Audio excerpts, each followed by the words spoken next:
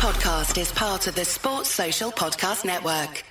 On this week's podcast, we are three very sad Celts and one very happy Italian. We're going to be reviewing the first weekend of the Six Nations, competing as to who is the most miserable. Spoiler alert, it's me. And we'll be maybe trying to pick some positives for the winning teams as well. Anyway, let's start the show.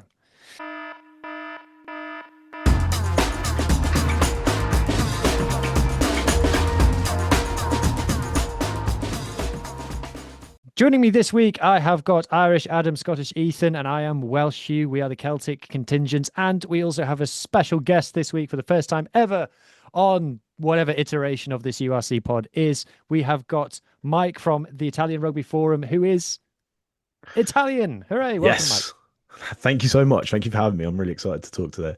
Yeah, we've wanted to get an Italian guest for a long time, and now we're going to work in Benetton and Zebra questions at some point, I'm sure. But as always, we need to crack straight on with the show. And because we have two representatives from the game here with us, we are going to start with Italy versus Scotland. Mike, never in doubt. Never in doubt. Yeah, maybe for you, mate. Yeah, no, it was an interesting game. I felt before the game, had the rain started, it probably would have suited us slightly better. I think Fischetti, Spagnolo, even Hazard, Zebre is sort of growing, and our sort of front five, Zambonin has been brilliant at Exeter. So I was saying to a lot of the Scots fans outside, I'm sort of hoping, I'm sort of hoping it rains a little bit for us. So, but ironically, we played better before it started raining. So, yeah. Well, that was the thing that Quesada said in the post-match interview, in the English one he did anyway. He said, well, we beat Wales in the rain last time, we beat Australia in the rain, and now we've beaten Scotland in the rain. So we just need it to rain every week, and then we'll win the Grand Slam. Definitely going to see some people start doing some, rain dances. Yeah. We should swap stadiums. Yes. It become a fortress for us. So yeah, we definitely should. Let's have a conversation offline on that. Yeah. So the way that I kind of interpreted the game was that Italy obviously got 2 tries early, and then the rain came down, and then Scotland were always chasing. And the way that it turned out was that I think Italy only needed to kick, was it 1 3-pointer in the second half to win? It was. How much do we put to the rain? It doesn't feel like proper analysis, but how much of it was down to the rain? It's tough, isn't it? I think there was definitely decisions that could have been better in terms of like how they sort of developed throughout the game. So, for example, there was a Cannone charge down. I don't know. This was, I think it was just after the second half. So when it restarted. And Cannone didn't ask the question. He just went and got penalised for it. But had he said Ferguson is unbound because he didn't put his shoulder in, he literally just had his arms, and he gets the charge down, pass it to Lammer or no one in the backfield, try, right? Menoncello passing out instead of trying to sort of take it in. After that charge down again, ironically landed in it. Better teams would score from that. So that's something that these players need to learn very quickly. So yes, obviously the rain helped us probably defend. We kicked it long. Obviously there was not many opportunities for it sort of skidding off because it was so sort of saturated in that quagmire at the end. But a lot of it, I think, comes down to we could have made it a lot easier for ourselves had we sort of taken all of the opportunities presented to us. That is a bit of a trend with Italy, isn't it? Is that when you do win, it tends to be low-scoring games. Like when you beat Wales last year, it was a low-scoring game as well. Australia, I think it was mid-20s was enough to win the game. Yeah. I think I suppose that probably comes down to us backing our defence, and also there's a point where the players sort of looking to protect the lead as opposed to score more. That's sort of a mentality that needs to change. Like that needs to change if we want to kick on from here. Yeah, I think so. One thing that I want to ask you about, I've got lots of things that I want to ask you about, but something that's been on my mind is Paolo Garbisi. I'm sure that you follow him at club level. He's not had a great time at Toulon in recent times. No. What I was just going to ask you what your take on him is, because he seems like a nailed on almost first name on the team sheet for Italy. What do you think it is behind that? I think, first of all, I think the French really, really value kick percentage at goal, and as we've seen, obviously there was a few that went astray. I think we finished on 75%. So factoring those kicks in as well, from this game, it probably would have looked a lot better. Um, that's part of it, and secondly, I think actually in Italy he has a lot more freedom to you know play as he wants to play.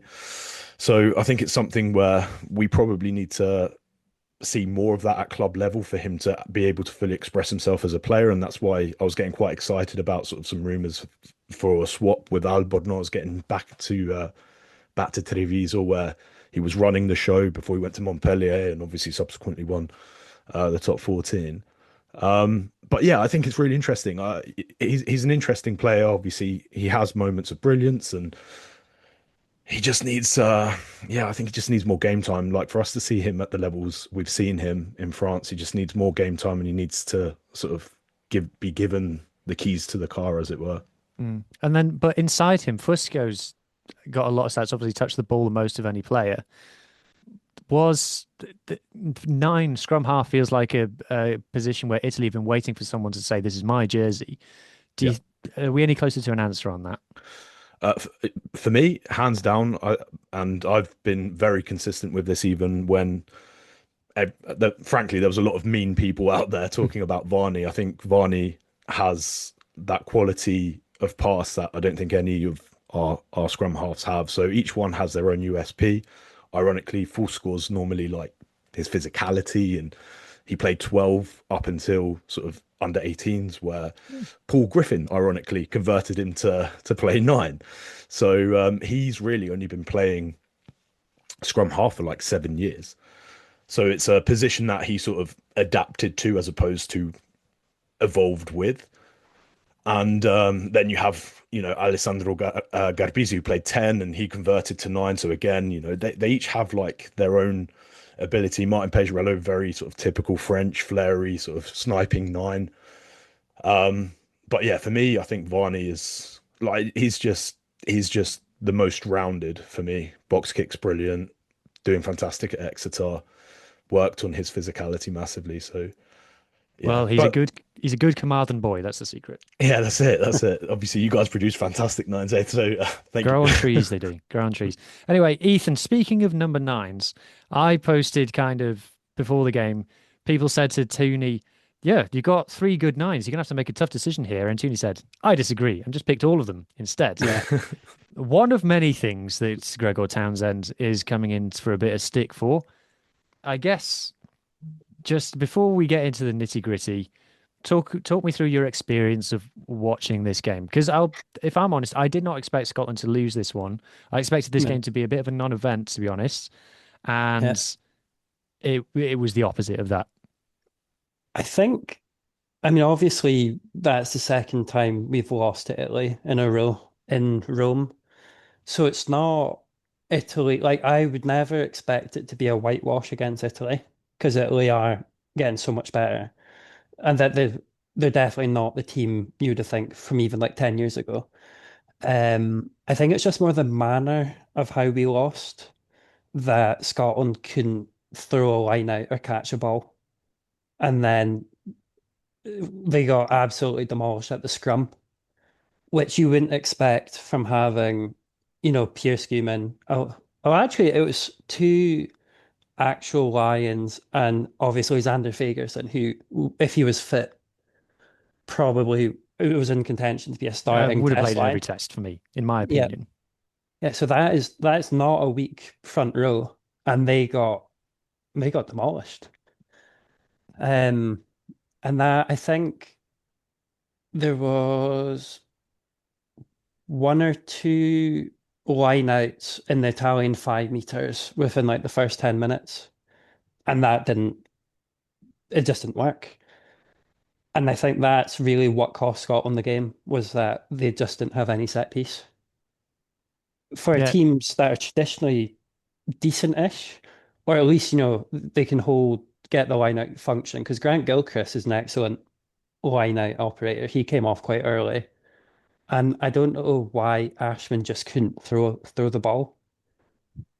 Like he's normally, well, he's been getting better. Like I was a bit of a Ashman skeptic until like last year when, like after the lines and stuff, I'm like, oh, he's actually been one of the best things for Edinburgh when he's able to throw the ball correctly.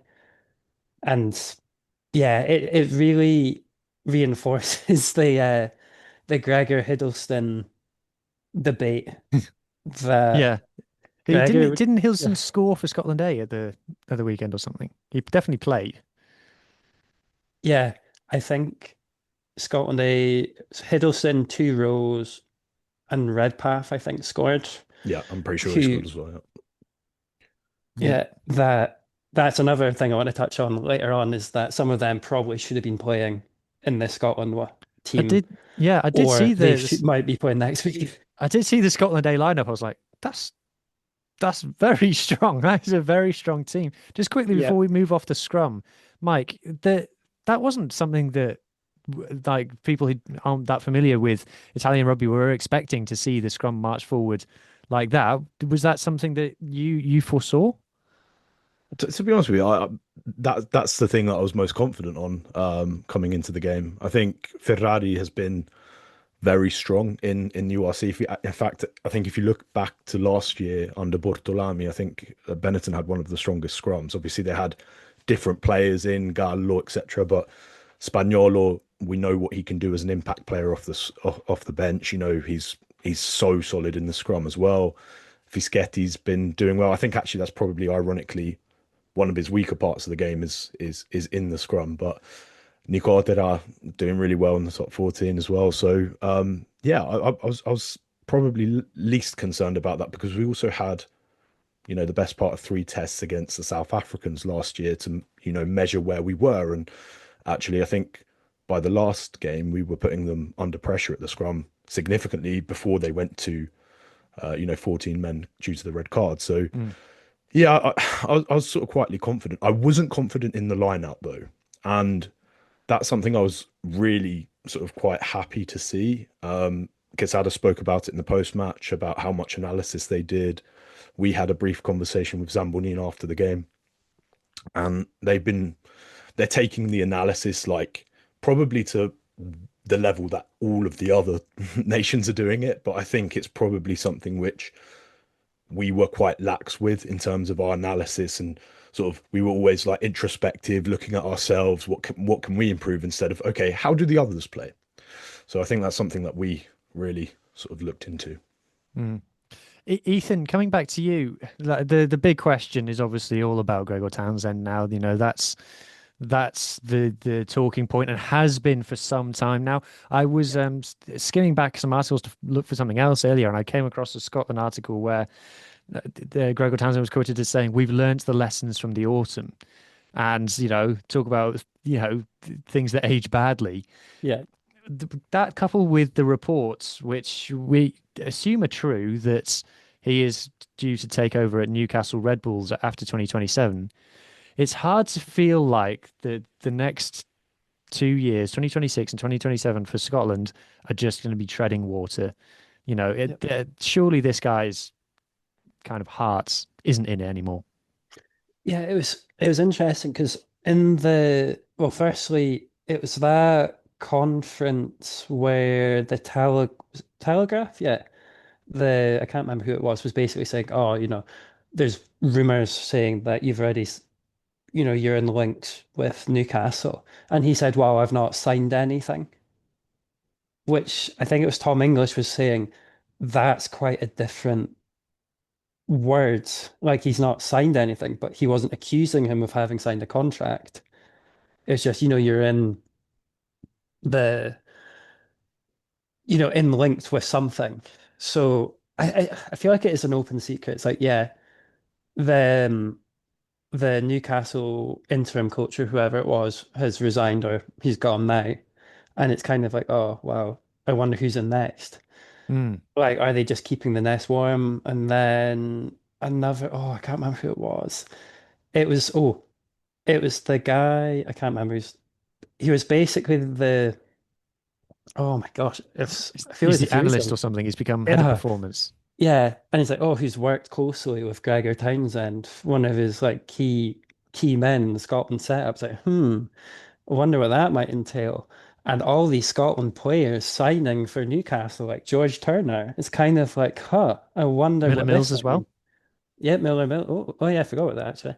So it's just kind of one of those things where it's like you're clearly on the way out, but here and it's it's just one of those things. It's like either go now or be like, yeah, I will be going, but that's after the World Cup, and just just cut it off there and be Mm, like, let's just focus on Scotland. That's 2027. I'm here right now with Scotland. So it's a kind of that weird limbo. It's like we know he's going, but he's not convincing us that he's staying. mm. Or and yeah. Yeah, you wanted to jump in there, Mike? Yeah, just very quickly, just reinforcing everything Ethan said. There was two really telling questions at the post-match conference, and hopefully you guys can go back and watch them on YouTube. But one of the journalists, one of the Scottish journalists said, with the news that's coming out, even the past couple of days, linking you to Newcastle, do you think this affected anything? And he said no. And then the journalist, and he didn't elaborate. And it's the first time he didn't elaborate the entire post match. He was very sort of forthcoming with information. The journalist sort of tried to spin it a slightly different way, and he just responded with no and didn't elaborate again.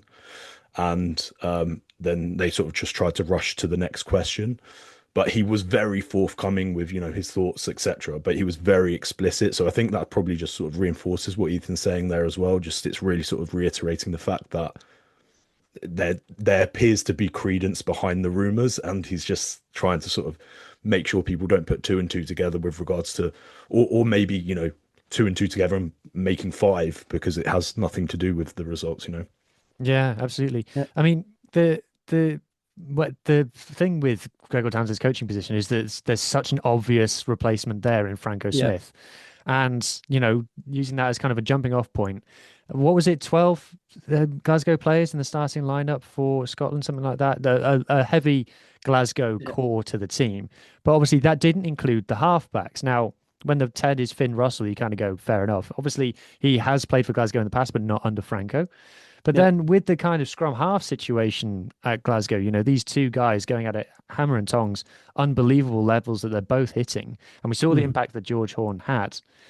Yeah. What do you think um Tooney's thinking behind selection is these days, especially bear in mind what we said earlier about players who were playing for Scotland 15 who arguably Mhm. should have been in this team. Yeah. But it's an interesting because out of all the things that I want to criticize Scotland on, I feel the selection was probably what I wanted it to be. And I'm not that harsh on the back line for this game because, it's good that he's experimenting because, one thing he's done really badly is he doesn't play in foreign players, Hmm. but rather he leans on the crutches of having like Duhan there or Blair Kinghorn, who, like Blair Kinghorn when he's in form, perfectly fine, but he's been off it for a while. And what I've been saying for this Six Nations is either he needs to try and win the Six Nations or get third or second to try and like secure his job, or he throws it out the window and experiments and develops the next team for the World Cup or the future. And it looked like he didn't really do either with the initial squad selection when you had like Dave Cherry and Johnny Gray in the mix, who have both been like fantastic Scotland players over the last few years, or over the last like 10 years or whatever, but they're not really the informed choices. Like, surely Dave Cherry's not going to play in the World Cup, sort of thing. You'd want Gregor Hiddleston or Seb Stephen or Harry Morris to get as much time as possible against the other sort of like tier one nations. But I mean, this lineup this week is, I know it's a strange one that I don't know whether he'll play Dolby and Stain next week on the wings against England because we were like, oh, Duhan was, he was away with Edinburgh last week and he wasn't here this week. So whether they're resting him for that or adapting it, because again in the autumn, um, Stain replaced Duhan against New Zealand. So obviously he's thinking, well, actually, Duhan's not the right fit. Mm. So it's just hard to get into Yeah, what he's wanting to do. yeah. Exactly. I just don't think with his contract situation and with the rumors about him, I don't see someone who's really forensically self-reflecting a lot. I think it's difficult to shake the feeling that Scotland are going through the motions. Adam, you haven't had much to say so far, mate. Or we're going to come to Ireland in a minute. Just any shots you want to fire on Scotland, really, before we get into talking about your team. Well, I can't really fire any shots because, I'm wide open to everything now. But it was one of those that I'm always like quite nice to see Italy winning, but then it was Kaelan Scully who's on the Interpro show with me put up a stat on Twitter saying that Scotland have the same amount of wins as Italy in the Six Nations since the last World Cup.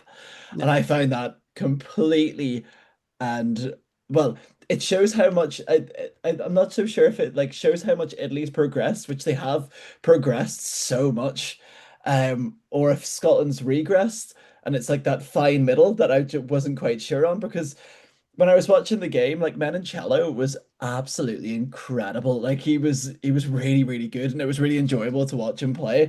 But like the rest of the Italian team as well, they were just firing on all cylinders and the rain also helped. But as we mentioned, like at the start of it, the rain could help Scotland too. But I just felt like it was a really entertaining game as a neutral to watch, just in general. Like either team winning, it was a great game. Yeah, for sure, for sure. Mike, last one to you as the victor. Just a kind of question. I always felt that Italy go well when Benetton go well because there's so many players from that team. Benetton haven't been going that great for a couple of seasons now. Mhm. Zebra have shown improvement. I think they've won at least 3 games this season, maybe four, and obviously Yeah. won 4 or 5 games last season as well. Just how do you because we're primarily a URC show, what's your thoughts on how those two teams are going and how that feeds into Italy at the moment? Yeah, I think with with Zebre like as the complete analog here because I think they're probably the ones which have the closest intrinsic links to the national team via Brunello. Like it's quite there's like a clear pathway about how much Quesada is influencing, how they want to play and the structures and how players are getting developed and who's getting game time. You can start seeing sort of some of the players coming through full score. Obviously, the example that you pulled right at the start, over the past sort of season and a half, he's grown like exponentially in comparison to his more sort of irrational plays a few seasons back. So we're starting to see maybe more sort of less performance based, like you said, sort of performance to performance, like correlation towards sort of the success of the national team and more sort of performance at player level. So we're saying, okay, well, we need Zambonin, who obviously went from Zebre to Exeter, but he's been brilliant for the last 2 seasons. He's just taken an additional step. Fischetti, who unfortunately was at London Irish and then had to go back to Zebre and again found a bit of form and he goes elsewhere. So we're starting to see these players who are getting sort of almost like leveling up and going elsewhere. And I think that's probably contributing more so than the club form, if I'm being really honest. But with regards to URC, I am always optimistic about Zebre doing, more and better. And I think Brunello, CC, and all of the coaches there are brilliant. They're pulling in some of the espoirs back as well, so we're going to have some really exciting players. Obviously, Odiase came back as well at the start of the year, and he's doing really well. So I think Zebre are at the precipice of what do we want to be in terms of identity? Are we still a development team? Are we a team that wants to start competing for playoffs? Do we just want to provide players for the national team, which I would hate? In fact, that would be like the worst case. but that's where they are. Benetton need to find a coach, frankly. McRae has been rumored to go back to Newcastle as well, so I don't know if they're Ethan going to be having some Yeah. sort of like Scottish super coaching group there. But he's strongly linked there. And we need to find someone who is going to provide time, identity, and yeah, it's Benetton for me. Ironically, I'm more concerned about Benetton than I'm Zebra at the moment. It's a hell of a job for the right person, though, Benetton, because you obviously the premier team in your country, you know, resource-wise is a lot stronger than a lot of the other teams in the URC. And like, if it goes well for you, there's a clear path there to the Italy job one day, a bit like the same for the Glasgow job in Scotland. So I just think, like, if if a coach just sits down, has a bit of a thing, you know, selling it to the missus, hey, how do you fancy living in Northern Italy for a few years?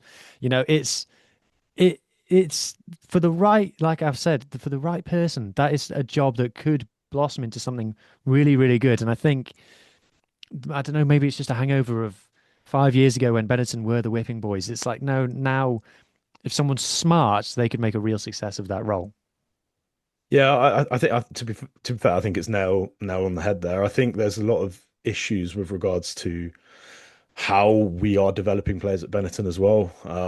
So the previous administration put like this quota for Italian qualified players, and Benetton pushed back quite hard on that as well. So at one point, we're meant to have, I think, out of the starting team, 7 needed to be Italian qualified. It didn't make any sense, to be honest. And we've seen sort of the benefit of particularly sort of the Argentinian players coming through, and you know, players like Fekito have obviously, you know, contributed as well. So we need to. It's a puzzle. I think I would love to see them invest a lot more money in coaching and a lot less money in players. If I'm being really candid, we saw what they can produce at the Italy 15 game against Scotland Day. Gallerini, he's obviously he was brilliant at the under 20s, but he's like 22 years old and he's pushing against, you know, an ex-Lion and winning penalty tries. He won man of the match. So, sorry, penalty tries, penalties off the scrum. So the players are there. For me, it's more about invest in coaching, invest in the infrastructure, spend less on players, and that's the right route for them, in my opinion.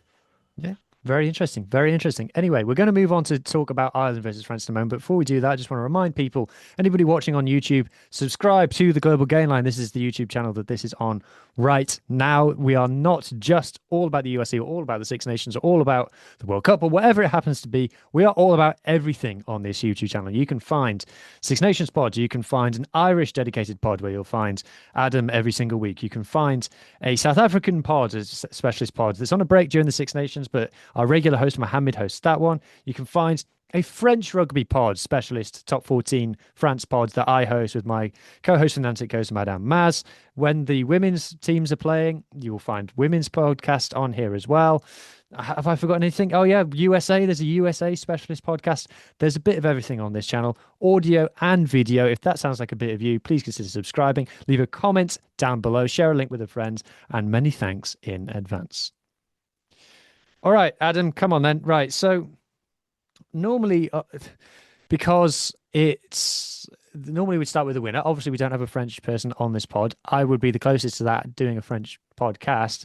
However, you know, the audience that's watching this is all about Ireland. So where do you start with that? Because the most common thing that I'm seeing and I'm reading and I'm hearing is chickens home to roost. That's the phrase that is coming out about this Ireland result, Ireland performance, Ireland team where it is right now. Can you just recap for us why people are saying that? We were found out at halftime, like 22-0. It was the first time in a long time. I don't know. I haven't seen any stats or any sort of sayings on it. Like when was the last time that actually happened where we didn't score a point in the first half? But it was like there was no point of the game bar the first like 30 seconds, and even then France had a disallowed try, and then I thought, oh yeah, we could win this. And then it sort of was like Stade Francais, the lights were on. It was a sad Thursday night for me, but there wasn't, I didn't feel like I speak a lot about rotating the squad.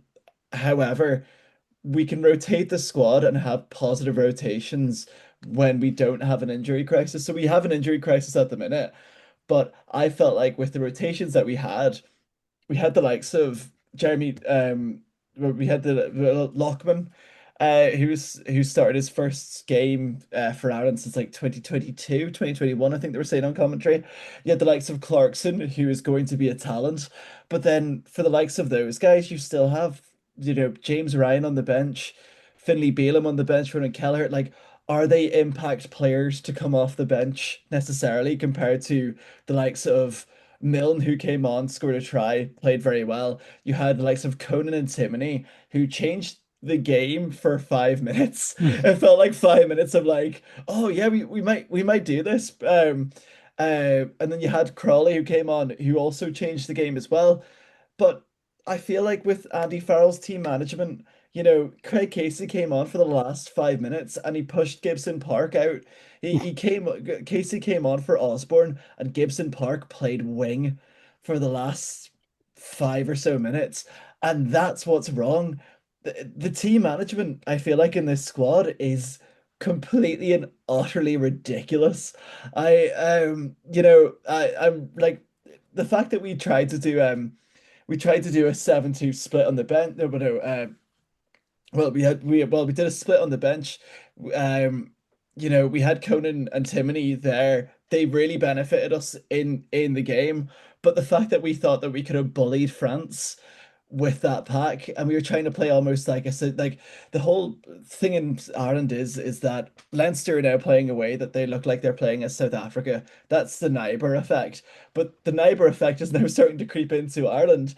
And when you have a huge French pack full of really talented players, um, like they were absolutely incredible. But we can't afford to do that. Like we tried to play a kicking game when their back three is one of the quickest back threes compared to our back three, who had Tommy O'Brien, who has pace to burn, to be fair. Osborne, who's like David, my co-host in the Interpro show, says they'd rather him be a 12. I quite like him as a 15, but I can see that comparison that he could be a very good 12 as well. Not enough, not too much pace, but he's still quite good. And you had the likes of Jacob Stockdale, who played his first game, Six Nations game since 2021, but he was caught out in certain aspects of it as well. So I felt like we were all over the place, and there was no point of that game where I thought, yeah, we like bar there was like when Timoney scored and when Milner scored, I was like, yeah, there might be something here, but yeah, it just felt really flat. Like we went out, the anthems looked like the Ireland players were sort of, ooh. And since then we showed that, and France absolutely dominated.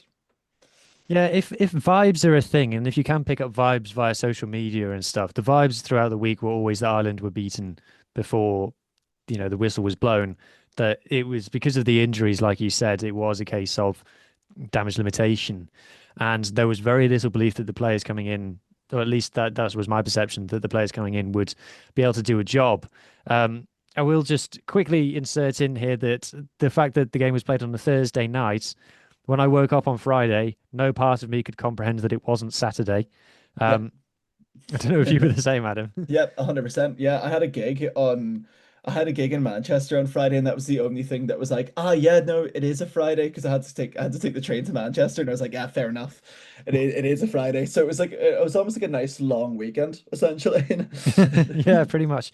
We got to talk about him, and I think you know who I'm going to mention, is Sam Prendergast once again the big talking point of it. Now, it's such a done to death debate at this point. So what I want to say is that I thought that in attack he was Ireland's best attacking player by a long way. But can you trade off with the defence? Because it didn't matter where they stood him, at 10, in the midfield, on the wing, outside midfield, next to the ruck. Just France found him every single time, and every single time it was 3 meters. Like, what do we do? Like, what in your opinion needs to happen? So, in my opinion, this is when the comments start, because normally when I mention Sam Prendergast, it's for negative things. I did think he did really well in attack. I did think that for his sort of half volley, but it just happened to land right next to Thomas Ramos to land to I think it was Louis And he was like, Barry's. "Oh, you're going to volley against me? Okay Yeah. then." Well, I think that would have worked against any other team, bar what South Africa, England, New Zealand, and France. But like, fair play to trying it. Like he's 22 years of age, having almost that confidence to do it. However, I do think France really knew what they were playing against, and that's why they just targeted him. I think he had like the third most. I had the stats up. I had the wee handbook up. I think he had like the third most tackles in the Ireland squad. Yeah, 13 tackles. They were just running at him and they were making meters out of him and it worked.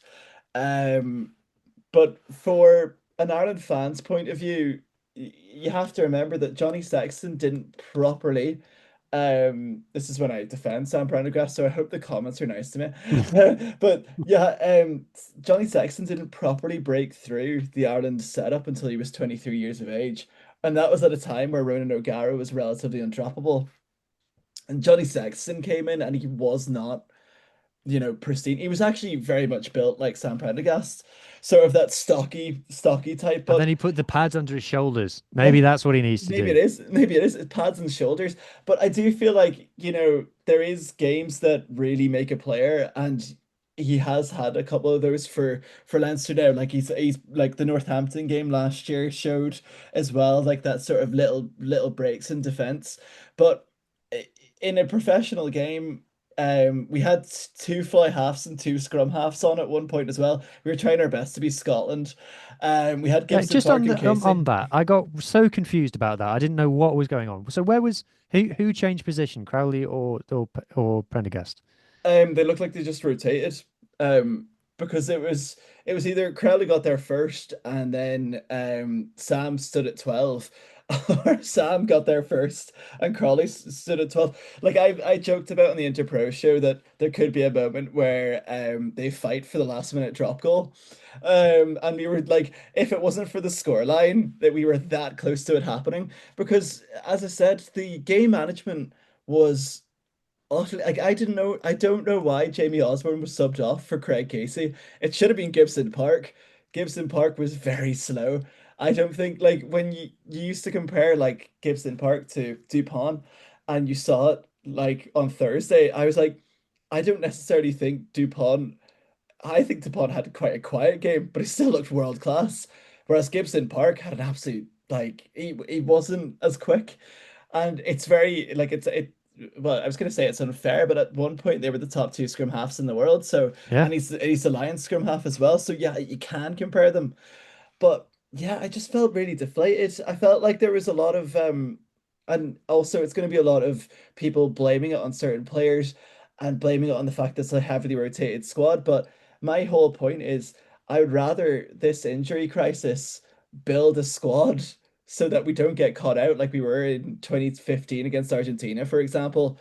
I'd rather it happen now and build a squad and build an identity through that. But I felt that Andy Farrell has coached us into such a one-dimensional, you will take the ball, run up and ruck, and that's it. There wasn't any type of excitement. There wasn't any type, like, the attack was I've got the stats here. For defenders beaten, France beat 41 defenders, Ireland beat 23. For it was meters made. France made 642 meters. Ireland made 365. Like it was an absolute trouncing. Like I felt like there was a part where Ireland just had the ball and we were camped between the 50 and their like 10-meter line. And I was like, there's no way we're gonna get to the 22. I think honestly I can count on my hands. Actually, I didn't even think we made it into their 22 in the first half. That's how well France played. And Belliberry, butchered that for a second off the top of my head. Anyway, but he took everything he could. Like he could have easily scored four tries if the try wasn't disallowed. Like he scored a hat trick, and every single one of those like was just by freak accidents. Sam Prendergast kicking the ball, Dupont casually chipping over a box kick, and him randomly being there. And it was like, of course he was there. But it just shows how incredible this French team is because I'm really worried now looking at this Italian setup and how they played with flair and they didn't play with like a care in the world. Whereas this Ireland squad is that they're so heavily drilled, they're so one-dimensional, and if they do anything wrong, that's when it goes wrong. Like it would be like two passes, a skip pass. It's all so carefully measured out. And watching Ulster now, I feel like I see a backline that has a lot of fun. I don't see that here. Do you know what I mean? I see it Mm. all like really, really carefully thought out, and it's just not working for us. Yeah, when you say that's exactly it. When you explained like the two fly half thing, I was like, "But that's so un-Ireland. That's so un-Farrell. It's just it speaks to something. It speaks to something not right there. I mean, if I now talk about it from the France point of view, and Mike, maybe I'll get you to chime in on this as well. Is I kind of posted that the reason that France won is because their players are better than Ireland's players. And, sometimes it is that simple. I think we're all really guilty of overcomplicating rugby sometimes. Sometimes the team with the best players wins. And I think that France certainly in the back line, I think France have the best players. I don't know which players, from other nations get into this France back line. Maybe Sony Tuipulotu, and that's kind of it probably. And what I found really interesting is it does seem like this Dupont Jalibert thing. If you go by social media, which I'm referencing a lot tonight, and you look at the posts that both of those have been putting out individually on their own feeds and what's been coming out of the France official pages, it does feel like there's a lot of PR around this, which suggests to me that it's going to be stuck with and that this is the plan now. Now, Untamak is apparently back in the squad for the next game. He's back from a kidney injury, which is a really weird one. But I think there would be massive uproar, especially after that performance, if Untamak is in and Jalibert's out. I think that would be an absolute scandal. But it was interesting to see on the field how they made it work between each other. It does feel like they've had to sit down, whether it's over a coffee or whatever it is, over a croissant, and gone, look, we are the two most talented players possibly in Europe. How do we work together? And though, like in the first 20 minutes, where Ireland were sort of kind of on top, or at least had a few opportunities, Dupont was in charge, and he kind of managed the game. And then as France started becoming on top, it was kind of more like, okay, now Jalibert, you start playing the game that you want to play. And it was fantastic to watch. And then when Ireland had their spell in the second half, it went back to Dupont being in charge. And it was actually quite interesting because game management Dupont is not a Dupont that we see very often because Toulouse usually win by so much. We very rarely see Dupont having to go kick to touch, slow rucks, things like that. So it kind of reminds you that he can do it extremely well. But then speaking about those two, the phrase that I saw, which I really like, is Le Charnier Trois, which is kind of the halfback three, because the third one is Ramos. And what was really interesting in the stats was that Jalibert and Ramos both had the same number of passes, which speaks to that. There's three of them in this. And I do think that was kind of a bit underrated about how Jalibert and Ramos worked together as well. And it was really pleasing, really fun to watch. And next time you watch France, or if you watch this game back, I really urge you to look at the body language and look at how they look at each other. Because South Africa do this as well. You need to look at the kind of it's no big England style celebrating high fives, jumping around, bumping chests and things. It's just like a, narrow of the eyes and a little nod or a little backhands kind of high five, low down kind of one. It's just yeah, we're here to mean business. I know how good you are. You know how good I am, and we both know how good each other are. It's kind of a thing with France is it's always the talent isn't the problem. It's about whether they can deliver on that talent. And in this game, for me, they did. Just quickly on BLBRA, it would be so easy to put him down to just pure speed. He's just speed. He's just a quick player, but he's not. He's so smart. And I am a little bit worried if one day he does an ACL or an Achilles or something, that might prematurely end his career in terms of being at the top level. He's still so young, but he played fly half coming through the Espoirs at Grenoble, and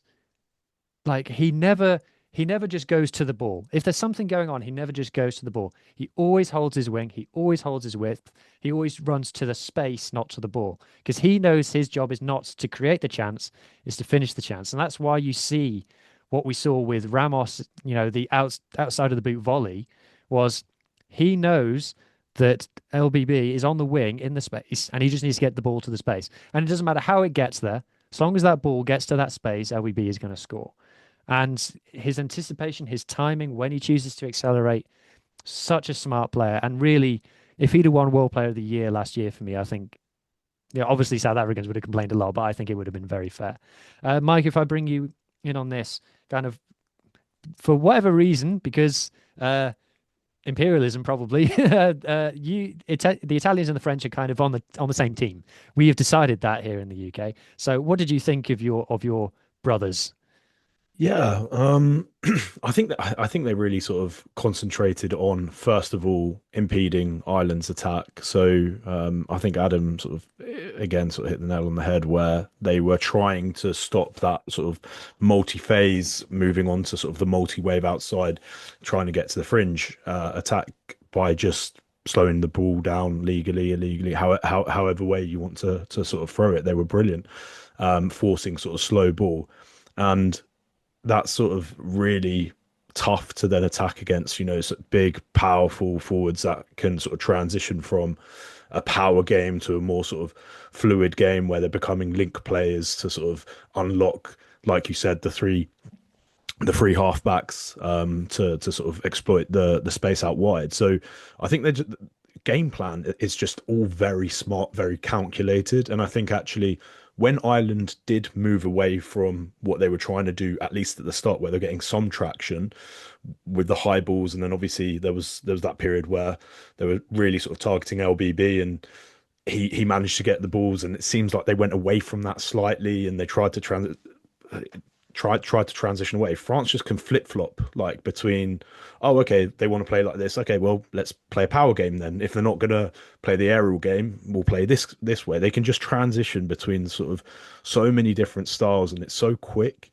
Whereas even England, as an example, they've sometimes been guilty of, a team slightly changes the way they play, and there's no plan B for them.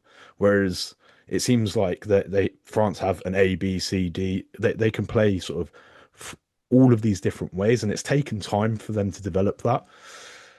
So I'm really excited to see what they're going to do.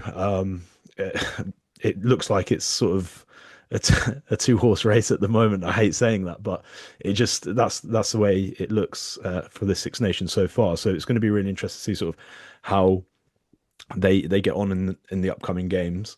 But yeah, listen, they're a joy to watch. Love the fact that they can just transition to an offloading game, especially when Ireland were going for two up tacklers, so there was going to be space behind if they managed to get those just around sort of where the ruck would be. They were sort of blitzing around. Just fantastic players, man. I'm just really, really excited to see what they can do. Yeah, they're definitely a team that you're excited to watch again. If I talk about something that you mentioned there about the physicality, I think when I saw the team sheet, the one area that I was like, ooh, I'm not sure about that, was the second row with Olivon and Guillard. Now, obviously, Guillard plays second row for Lyon and is probably Lyon's best player. But Olivon has played second row, but is mainly a blindside flanker. So I was like, I'm not sure that this is going to pay off, because I thought on paper Ireland's second row might have been stronger, but that's not how it turned out. And if you look at Olivon's try, Guillard makes the line break and Olivon finishes it. What other team in the world are you going to see second rows interplaying like that? It's crazy. And Guillard's what a player. Got a player of the match with like 50 minutes on the pitch. Just physicality, ambition, just what a lump as well. Like, I'm glad I don't have to feed him, because he probably puts away his food no bother at all. So that I really enjoyed watching that. Ethan, if I come to you again, tenuous link historically, the Scottish and the French have always been on the same side. Yeah. So that you therefore must have been supporting France in this game. To be honest, I don't think I needed to use the historical reference to work that one out. What was your experience of watching it? I mean, it goes both ways. It's sort of like, I didn't actually, I watched a bit of it when I was coming home from the gym, just because for my new job at the moment, I have to wake up ridiculously early. And I think at that point, was it 22-0 I don't know if I was peering in through the window of the pub, trying to read the score. And yeah, I just don't know whether Ireland's just, I mean, obviously they are devastated by an injury pandemic at the moment, but whether like Ireland, like this, the Ireland we knew over the last years is now waning. And that, I mean, sure, I don't think Bandiaki was playing. No, I'm right in thinking that. Yeah, like he and I think it's probably best encapsulated by putting Gibson Park on the wing in a team against a team that's got Louis Bielbieri is a bit of a questionable decision. Because you can make the argument if it was someone like if you put like Jamie Doby against Louis Bielbieri, you might be like, yeah, okay. Or if you put, I'm just trying to think of other scrum halves. If you put Casey on the wing, you might be like, yeah, okay. Grant Williams. Grant Williams, yeah, you'd be like, or when South Africa had like four scrum halves that game in the World Cup, that statistically one of them would probably be on the wing. You'd be like, yeah, that's fair enough. But like, I don't ever associate Gibson Park with running. Like to me, he's always behind the ruck and then just passes it. Like I don't think I see. I mean, he's got a good support line, but you wouldn't see him chase the whole ball across the whole pitch. He is more aerodynamic though these days, Adam. Yeah, he is way more aerodynamic. Like it's sort of the same as Stockdale. He's also more aerodynamic. If that was ever possible, but I feel like that's the second time I'm pretty sure he's played wing for Ireland. And that's it, and it's a really weird one because the first time he did it, I remembered he was quite good because he can catch a high ball and he could just launch it back. However, in the 5 minutes that he did play wing, I was struggling to see Osborne didn't look injured. I was struggling to see why he was even like why he just didn't come off because I was just like, oh, give him, he's not probably going to play next week. It's hopefully going to be Casey and Doak next week against Italy to see how that would go. But yeah, it was just one of those weird ones. Like as you said, Ethan, he does a really good support line, but I don't think I've ever seen him have like a break. Like, do you know, like one of those like wee sniping breaks? I'm sure there is. I'm sure there's going to be a Leinster fan that links Yeah. it in the comments. Please do, because I want to see it. It's in no way I'm hating at the minute. I just want to know. So, kind of coming back to finish on Ireland then. Not to pour the misery on you, Adam, but you lost this game. You got thrashed in the A game, and you got thrashed in the under-20s as well. A little bit troubling times, fair to say. It's times that I feel like if you watch the Interpro show, we've almost been worrying the end times are nigh, and that is honestly like they had a bit of a debate on the Interpro show with WhatsApp about what a good Ireland coach would do, and I said Joe Schmidt when he was the Ireland coach, he wasn't afraid to start young players, and he wasn't afraid to give them a go. You had some of Ireland's players now the likes of Gary Ringrose started a game against Australia. There was like, when you think about that, Jacob Stockdale got a start under Joe Schmidt. You had a lot of these players got their start under Joe Schmidt, and he wasn't afraid to give it a go. And he was much more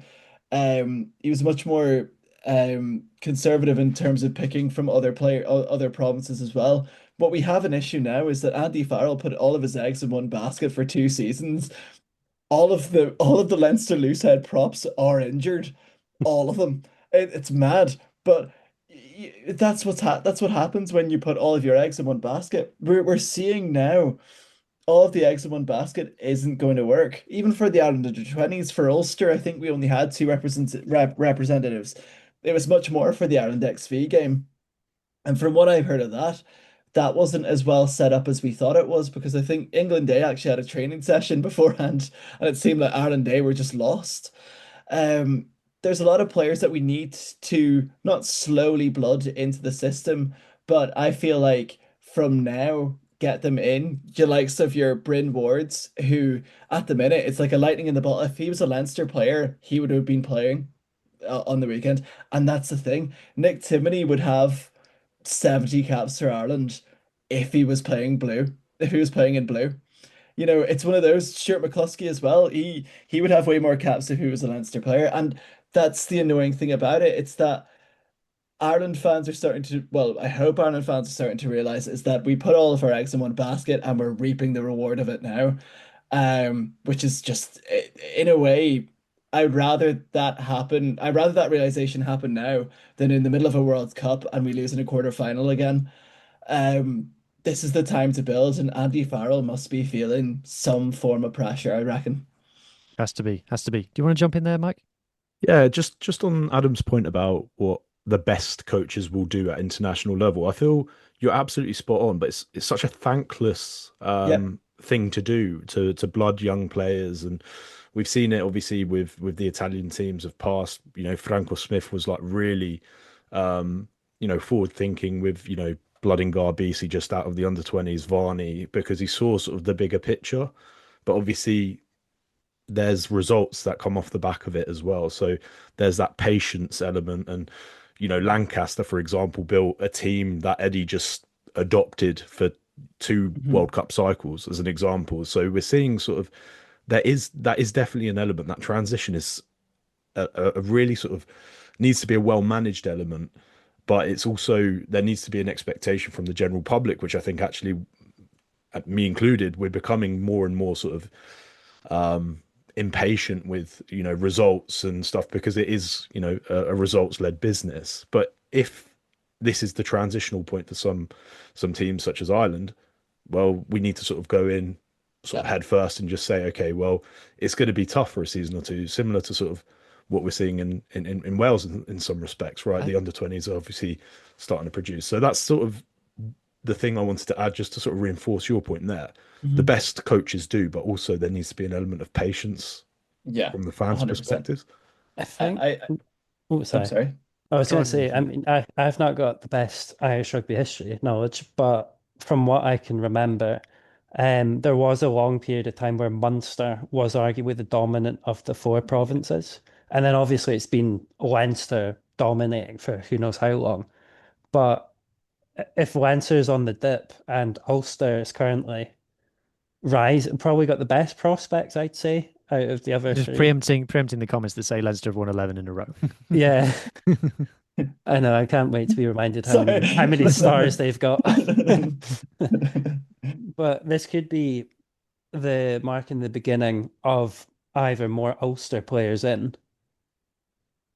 Like, this could Well, be, Yeah, I mean, if you yeah, look at young talent coming through, Jude Postlethwaite is the one that springs to my mind of the guy of like this guy, this kid could be amazing.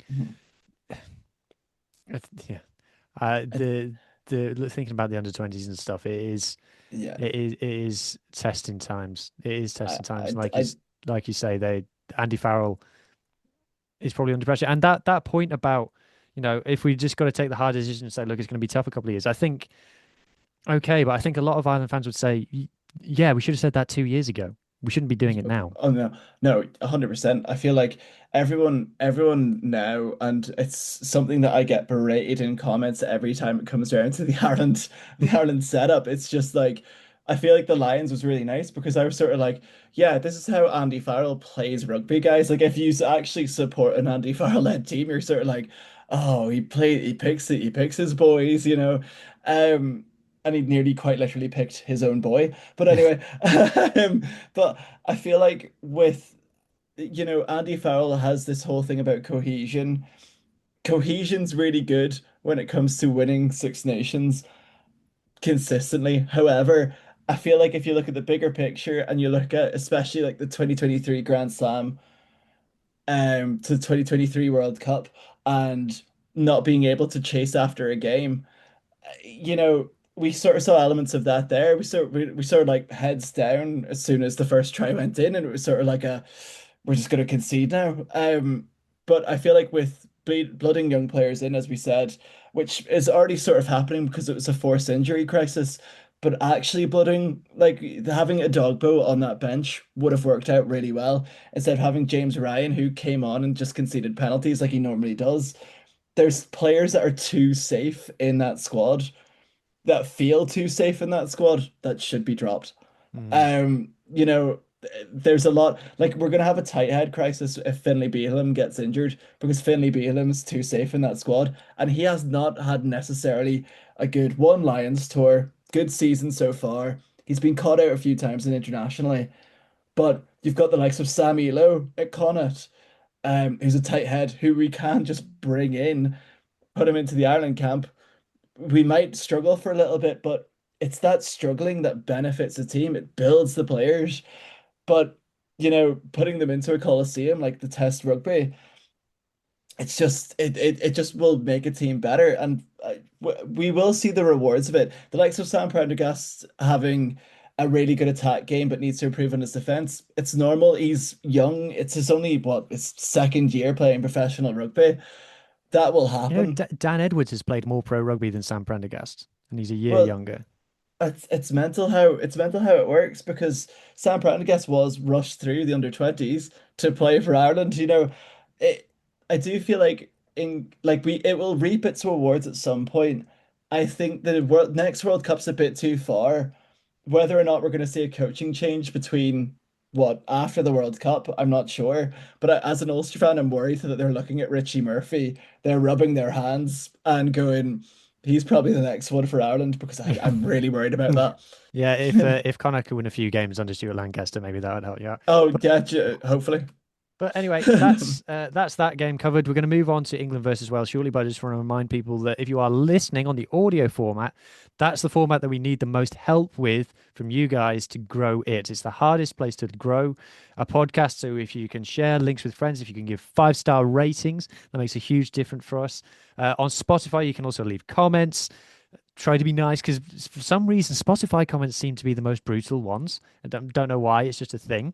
But yeah, any kind of support and love you can give us on the audio side of things, much appreciated in advance. That's the side that we really, really need your help to grow. All right. So we've done Scottish misery, we've done Irish misery. You guys don't know misery anything like I and maybe Mike does. But not at the moment. Wales got destroyed again. Wales played is probably more accurate to say than Wales got destroyed at this point. 48-7 away to England. The question being how England only scored 48 points. I watched back the game this morning or in bits of it, and I completely had wiped from my mind that England had 2 tries disallowed in this game that on another day very much could have been given. One was for a neck roll and one was for, I can't even remember, something small. So yeah, still bad. 1 try we've scored in our last 2 test matches, but we have at least had 10 yellow cards in our last 5 test matches. So, that's a thing. I think, like I suggested, I shall now open the floor to questions because it's too big to come at Wales from one particular angle. Who's got something that they would like to know about my pain? The discipline, as you said, like, do you think that's an in general feeling towards the game, or is that a coaching setup? You can coach discipline. However, for the discipline to go that badly wrong, is it a players feeling lackluster to it and just conceding penalties through one, tiredness, two, they haven't genuinely been coached discipline, or three, is it some other point that they just will try things in the moment just to see if it works and then it just backfires? I think what it is that it's all about trust in the process. So the Scarlets are a team that give away a lot of penalties. And I asked Josh McLeod, who obviously played in this game, about it. And he said that partly it's, the Scarlets are usually the losing team. And for a referee, it's sometimes easier to just penalise the worst team. Subconscious bias is a thing. And, it's away in Twickenham. Twickenham factor is very real. So it's partially that. And he also said that he doesn't mind if players are playing on the edge and they're trying to make something happen and they give a penalty away because of that. So I think that's part of it. I think 2 things is it's the losing team and its players are just trying to take risks to try and turn the tide and, almost take drastic action. But I also think that it's not trusting the system around you. It's not trusting your processes. It's not trusting what you're supposed to be doing. It's not about falling back into the pattern, going through, some control, like almost kind of like don't think kind of thing. Just go through what you've gone through in training, and what happens, what happens. If you concede a try, it's all right. Reset, go again. There's none of that. I think there's a lot of players feeling like they need to do something kind of emergency, like break glass and do something in order to stop a try because they don't trust that they're going to stop a try normally. And I also think that it's a lot of players panicking. They see something start to go wrong and it just compounds and they just kind of forget where they are. And, I think it probably comes athleticism and physicality is probably into that as well because fatigue, not even late in games, but, from an intense play like a maul or something, you get tired from doing that. Suddenly, there's not as much oxygen going to your brain, and then you make a mistake.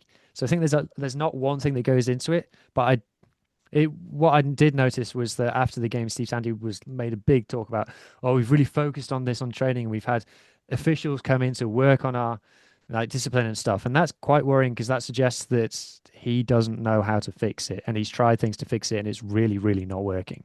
Mike, did you want to jump in there? Yeah, no, my question was very similar to Adam's, but I think for me, my question's more sort of direct to how much do you think frustration with everything that's going on in the background is starting to seep into sort of how Wales are playing the game? Because obviously, players who don't know whether they might have a contract, to feed their families, they've got mortgages, people sort of sometimes dehumanize players because they can't sort of understand the concept that these are human beings with very real lives and problems outside of the sport. How much of that do you think is starting to seep into what we're seeing, particularly this impassioned Welsh side away at Twickenham? Certainly at the start, a lot of them are very young players, inexperienced players.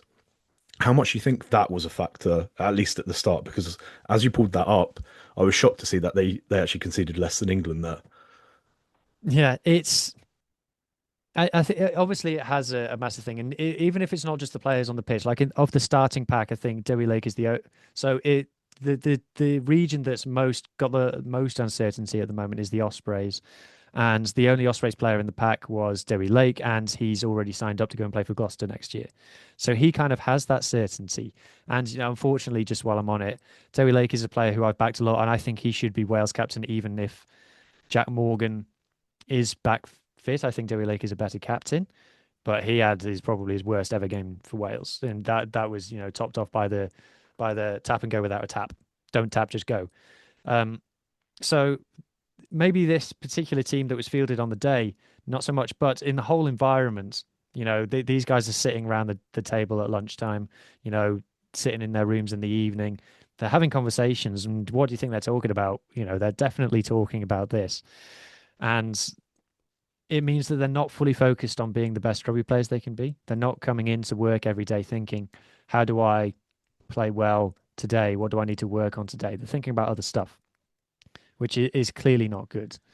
But it also, in a funny way, I think it kind of shields people as well.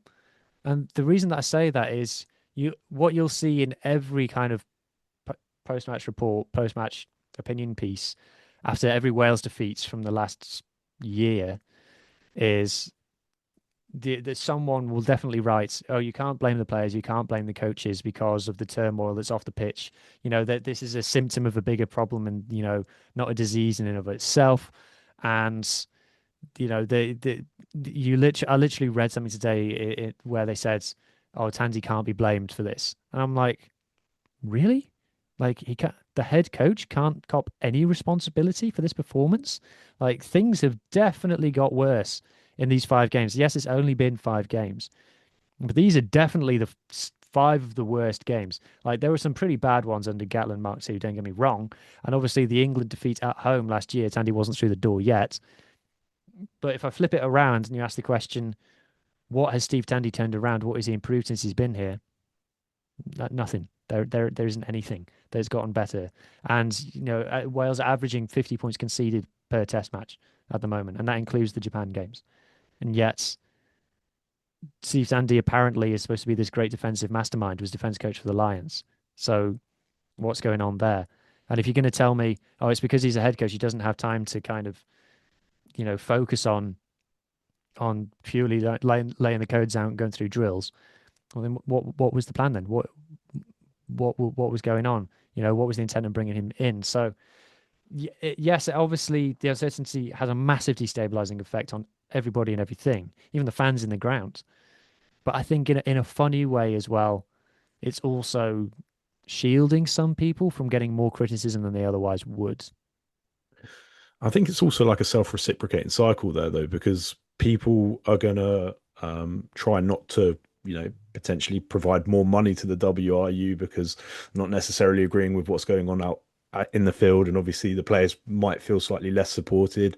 Normally, like very warm from the Welsh fans in Twickenham, and because of all of that, it means that they have less funding, and it just feels like there's a bit of a cycle that needs to break at some point, for it to sort of really sort of kick on from where this Welsh team is now. But I think the point that you made was really important. Like it's sometimes about using it as like a bit of a shield. As long as the steps, you can see what's happening in the background, you can start sort of piecing like where is it that we want to go as a team and how are we going to get there. But it feels like, at least from an external perspective, as an Italian fan and someone who lives in the UK, I don't really quite see that either. And it's probably a question where I think, a lot of the fans, particularly ones who maybe don't follow the URC as closely as we do, they'll have no idea. So it always feels like it's moving in that direction, eh?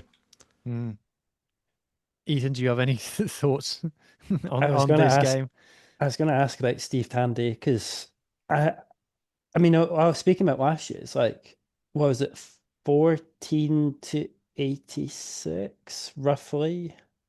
Like last year, 68. 68.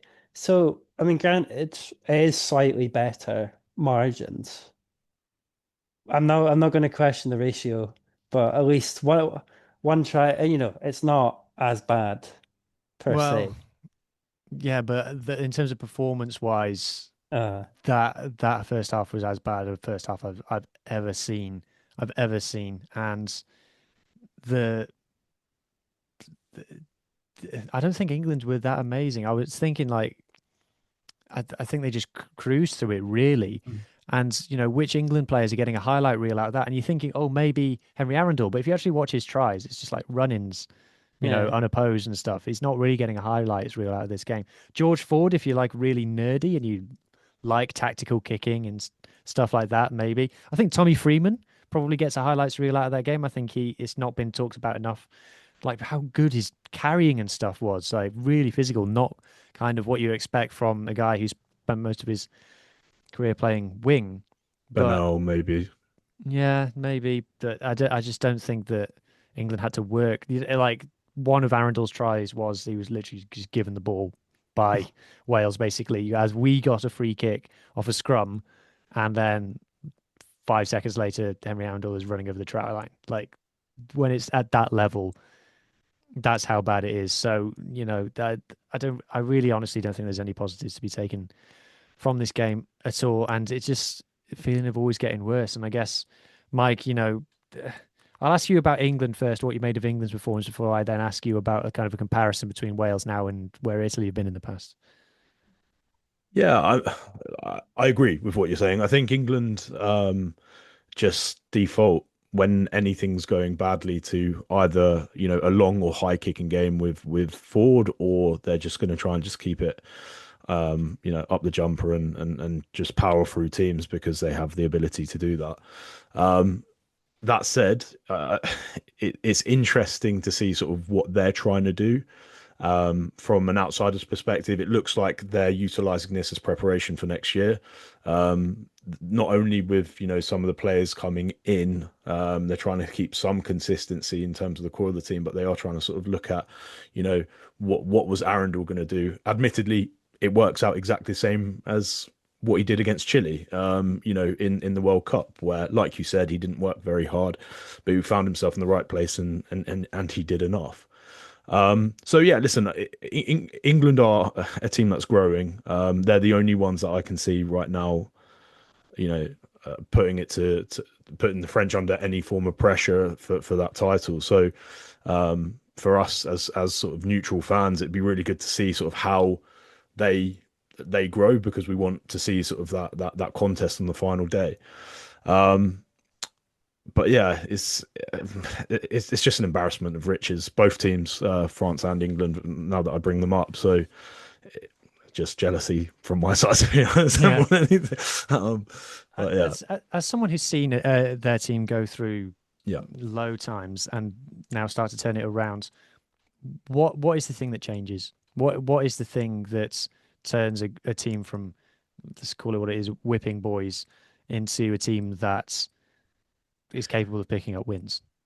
I'm going to be really honest. I think it was the development pathway. So O'Shea and Aboud set that up in 2017, obviously way later than any of the other nations, and we really only started benefiting from that sort of 2 to 3 years later. You know, Lamaror, all of those boys initially started come in, and then obviously as that became more developed, we started seeing more sort of talent emerging. We're starting to see that with Wales now, whereas I felt like Wales, almost the success from the past, almost like papered over some of the cracks that were starting to emerge due to sort of the systemic issues at age grade. And now we're starting to see that sort of upturn where we need players, and we need players to have game time, and we need players to find spots. That's the problem, and that's the problem we have as well. So we've had probably a decent crop. Obviously, I know we had a really poor start of our under 26 nations this year, but we've had a really good crop for I would say, last 9 years.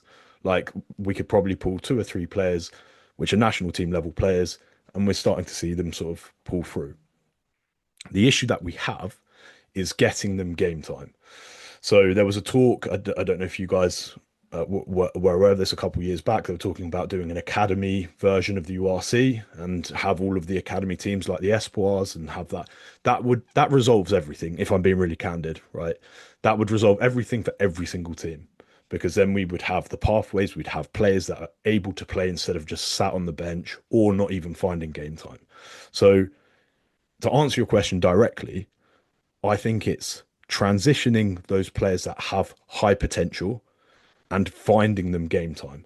So maybe some hard decisions with regards to players at the latter end of their career, and where do they transition to? Maybe they transitioned into a coaching role for these new players that are coming in, or you go radical and, like you said, it's suffering.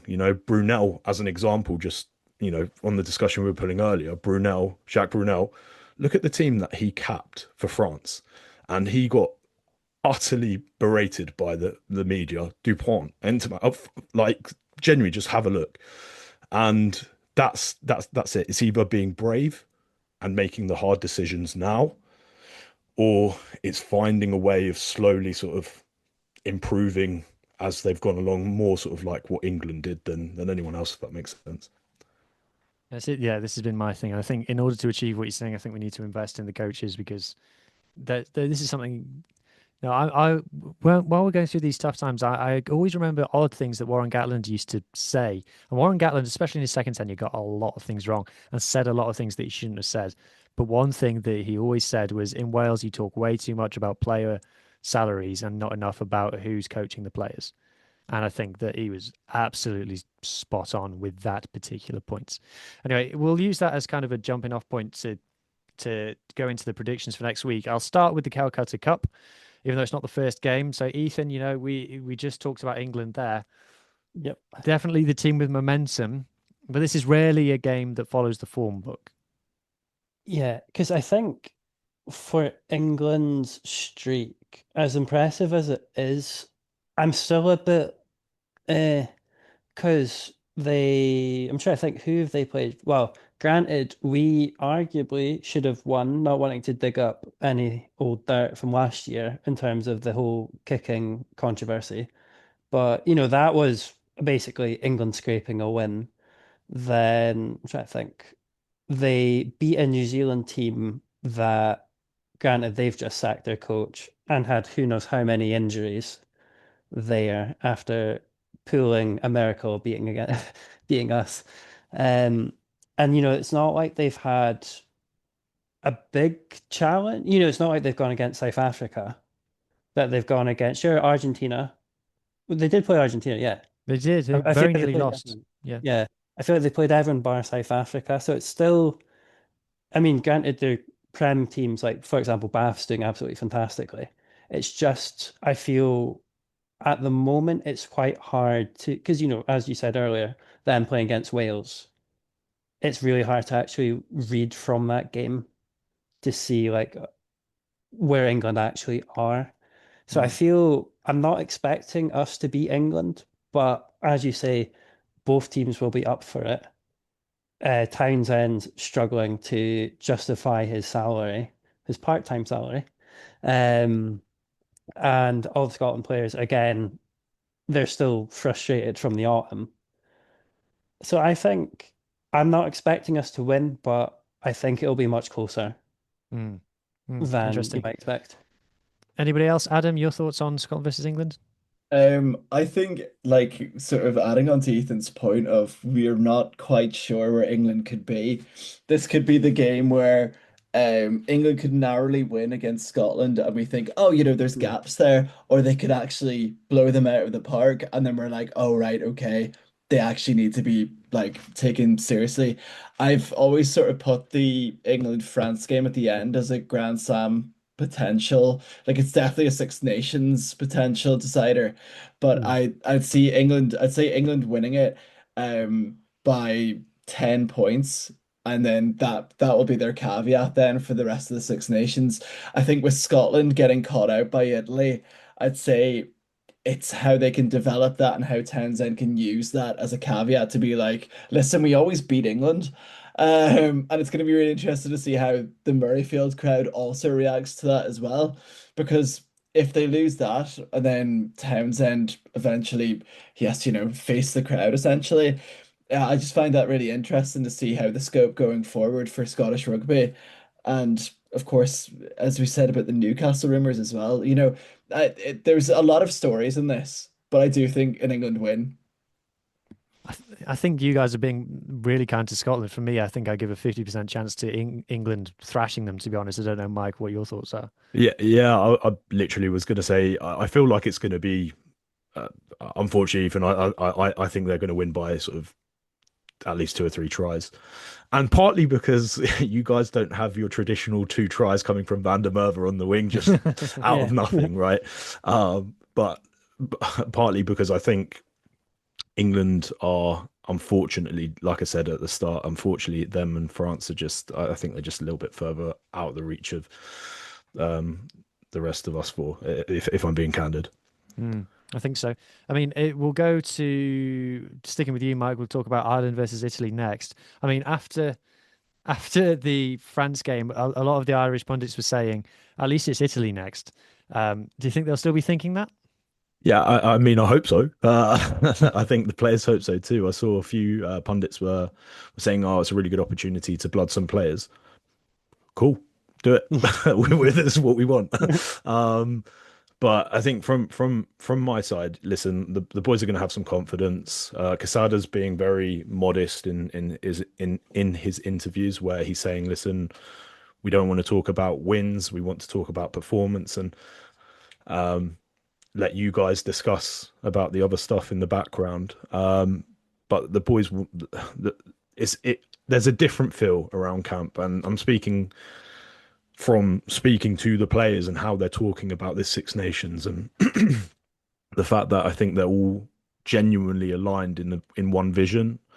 So yeah, if we're going to do it, like this is the year to try and really target that game. That said, it's going to be a different Ireland, and we can see what Ireland do when they recoup. The second half they went back to sort of that aerial game, which traditionally we don't do too well on. And that's a real sort of forte for the Irish team. So it could be Ireland. To be honest with you, it is probably going to be Ireland by maybe like 2 tries if they get it right. But if we manage to impose some of the physicality that we imposed against Scotland, I think it could be a long day because both of our teams rely on quick ball, like I said. So if we're able to slow the Irish ball more than they're able to slow ours, then we have a good chance. Yeah, pray for the rain. Do a rain dance, Adam. I think Mike's alluded to it there. If Ireland put out their strongest team and beat Italy, it's one of those no-win situations, because if they do that, people, rightly or wrongly, people will say, "Oh, it's Italy." Whereas if they either scrape a win or anything other than a comfortable win, it will be like, "Oh, it shows the problems are not there." So, is this the time to just throw caution to the wind with the selection? Yeah, I'd say this is the time to give Craig Casey the 9 shirt. This is the time to give, like, when we say like rotation, these are like URC/European proven players. Like, this isn't like I mentioned, I think it was last year, I mentioned like Craig Casey hasn't like really made the shirt himself. Like he's had the 21 shirt more than he has had the 9 shirt. Give him the 9 shirt. Give I would say give Prendergast the 10 shirt as well. We just need him to get more confidence in there as well. The likes of the changes that I want to see like the likes of a Dogbo play. When we bleed those new players in, these guys are good young players. They're going to be hungry for it. Postlethwaite, put him either in the 23 jersey or start him. That there is players there that we can use that are very good. I'd even argue like put Robert Balakin at 14. Like I know that these are Ulster players, but these are Ulster players that are playing very, very well at the minute. So put them in and let them see how the Ireland setup works for them. You need these players to sort of discover the setup and actually see it how it is in a game for it to work or not. And I do think it's Ireland in Dublin, down in the Aviva against Italy. Italy are playing very well, as you do say, Mike. I feel like this is probably the best chance in years that you might be looking at us limping, essentially limping along, and this is a chance that you can take. But it's how we react to that France result. Andy Farrell looked a bit deer in headlights in the interview. I don't know if he's got the answers, but it's whether or not the players, because I firmly believe that when Timothy came onto the pitch, it was almost sort of like a players going like, right, okay, we'll do this now. And then Timothy scoring that try, which to be fair was a really good pass from Prendergast to McCluskey onto Timothy. Like I just feel like the players really need to take it now and they need to see how much they can do on the pitch together. I'd keep a back row of Kieran Prendergast, Conan, and Timony, and just it's things like that, different formations. If we do win by a score, that would be good. If we try it. However, if we play, as you said, Hugh, play the full strength team, get 50 points. What does that in theory matter? Italy could score 30 points against that team the way the defense went, and that would be more beneficial for Italy than it would be for us.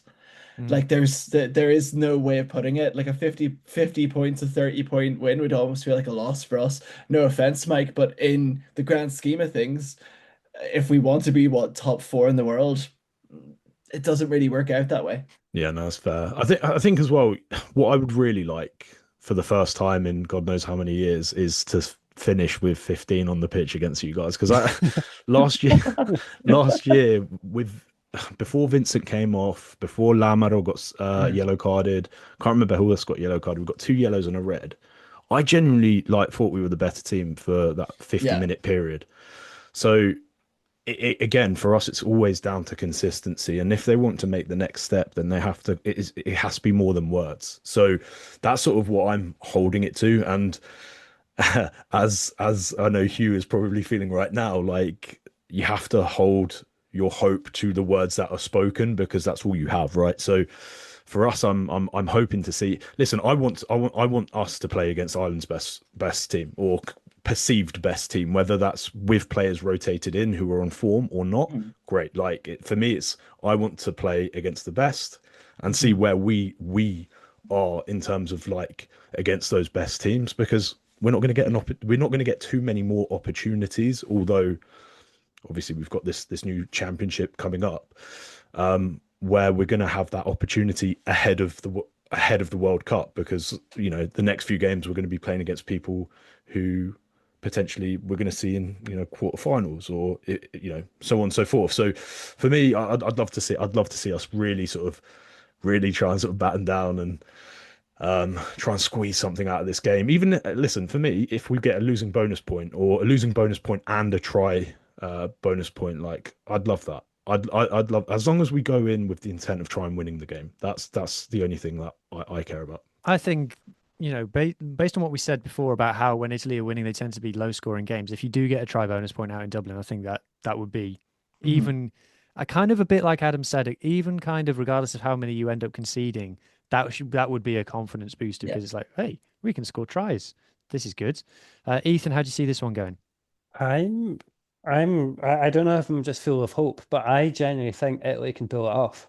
Because you saw how strong their scrum was. This is an Ireland that's on its legs with injuries and has suffered a fairly humiliating loss. Again, and Italy is what's it? They're jumping up and down after beating Scotland in a fairly convincing manner. Because I don't think Italy's got many injuries, do they? I think they've got a few, but it's not crippling, To is be it? honest Like, with you, we're ravaged by injuries at the moment. Capo, We've got Capozzo is the kind of Capozzo, bad one. Riccioni, yeah. Lucchesi. Like we've got probably about half of our team got missing as well. Mm. So I think Italy's also been a team that's been quite unlucky to lose against England. That I think they pretty much whenever I watched them over the last few years, there have been games where they've, whether it's by a penalty, that it's been a very close margin that they've lost by, and they've also beaten Australia for the second time. Hmm. So I think Italy does. I think they can do it. I'm going to burst all your bubbles. I think it's going to be an Yeah. incredibly drab game, and I think Yeah. Ireland are going to win it by 15. Anyway, that's just my opinion. Now, for Wales versus France, I think rather than predict the result, I think that probably a more interesting question for me, this is a bit of a conspiracy theory, kind of. My question is, why would France send their first choice team for this game? Because if they want to build depth, and when you consider that the Six Nations has gone down to 6 weeks, so they've lost a rest week, why would France not send a B team for this game? Because if they send their strongest team to play Wales, it could easily be 70. So why is the smarter thing for France not to play the B team and keep Dupont, Jalibert, LBB at home, and just kind of get the 4 try bonus point? Because even France's B team is probably good enough to get a 4 try bonus point by halftime against Wales. Would that be smarter for them? Is there any credit to that way of thinking? In a way, yes, but in a way as well, they'll probably be looking at that points difference. Like if it comes down to England v France and there's no Grand Slam, they're going to be looking at the points difference. This is like when the points difference in, like, especially in the Six Nations gone by where there hasn't been a Grand Slam, it's became so important. So why wouldn't you send? Like, I know that you said that the second team of France, they are very, very good, and they probably on their day could beat, I would say, a handful of the top tier one teams in general with their first team. But why wouldn't they not want to have an LBB going for the try record again? Do you know, like the try record again? Or why would you want like 80 points in the points difference? And especially with that 1 week, they could probably do it against, I don't know, maybe like an Italy or a Scotland potentially. It just depends on where they stand. But this game here is that I think week two now, because they don't have that week one, like they don't have the 2 week break. This is a real pinch point. This is when we see how they're actually going to take the tournament. I think France, with intent, should send a first team to Wales. No, no offense, Hugh, but it's not any harm for the WRU. But I feel like for their point, in my opinion, points difference matters a lot in that sense. Yeah. You got a theory on that one, Mike? I think 100% agree with what Adam said. I think optics matter massively to the French and the French public, and those accolades, top try scorer and stuff. That stuff that they'll hold on to coming up to the World Cup, and they'll utilize that as a bit of a narrative to try and sort of create this rhetoric of where they're going as a team, and building into this 2027 World Cup next year as well. So that I can imagine them going quite hard, but also I think you've made a really valid point. It also is going to say, okay, well, how much do they value the next game? And that's a consideration to have as well, even if you're taking sort of the question of depth out of it, because we know they're fantastic. So what I reckon we will see is probably a sort of that's still sort of that spine of first team players, and then rotated, certain questions, like you said. But I don't think they're just gonna sort of make wholesale changes. That said, I've been wrong before, so we'll find out. Ethan, what's your expectations for this one? It's a hard one because, again, it's kind of Is like, it? I'm pretty sure that France are going to win. oh, it's more afterwards, because the games get progressively harder for France after Wales, in that they've got Italy, who was it last year? Italy arguably should have won with that controversial penalty. Was Yeah, that 2 years ago? 2 years ago. Yeah, 2 years ago. That's 2 years ago. So Italy have come close to beating France. So they're always potential banana skin, as we found out earlier. Then they come to Scotland, and then after that, it's probably the Grand Slam decider against England. So it's really, when can they afford to kind of let their guard down a bit? And then is Gatier's, I always, I never know if his job's in peril or not, because I always often see things periodically being like, oh, all the pressure's on him. But is he sitting comfortably that he could afford to gamble a bit? Galtier, I think he's always going to be under pressure, because I don't think he's. I saw someone on another comment on this channel, another video on this channel, said, "Oh, why are you saying Galtier is under pressure and things, current reigning champions and stuff?" I think he's always under pressure, because I don't think that he's a very personable guy. I don't think he's a very charismatic guy, and I think that when things have gone wrong, he kind of hasn't satisfied. He hasn't given answers that kind of satisfied the public, and I also think that a lot of people in France are of the opinion that he is just delivering on the talent that he has. So whether that's right or wrong, I think that's a perception that exists. So look, as Mike said, the optics would be, even if France do send a B team and they do put 50 on Wales, then it would still look bad for everybody. So I can imagine that certainly the organizers of the tournament would take a dim view on it. So maybe, but I think everyone is predicting a fairly comfortable France win either way. Anyway, I think that brings us to the end of this evening's show. I hope that everybody's enjoyed listening to our first episode of the Six Nations podcast, which doesn't have a name. Six Nations Rewind. Okay, I've just called it Six Nations Rewind. That we're having this year. So that just leaves me to say thank you to Adam, Ethan, and Mike. Cheers, thank you. Thank you very much. Thank you for having us. Thank you for everybody for listening. Enjoy your rugby, and I hope that everybody's team wins. Cheers.